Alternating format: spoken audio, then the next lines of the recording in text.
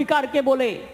এই কথাটা সত্যি কিনা জানি না। আমরা ওয়েস্ট বেঙ্গল অ্যাসেম্বলি থেকে দিদি কি বলছেন, আগামী 10 দিনের মধ্যে ফাঁসির ধর্ষকের ফাঁসি চাই, এই বিল আমরা পাশ করে রাজ্যপালের কাছে পাঠাবো।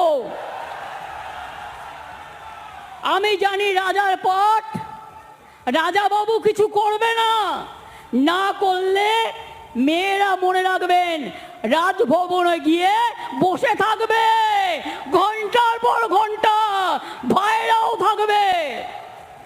এ বিল সই করতে হবে, রাজ্যপালের কাছে রাষ্ট্রপতির কাছে পাঠিয়ে দিয়ে দায়িত্ব সারলে হবে না। আপনি আবার বড় বড় কথা বলেন কি?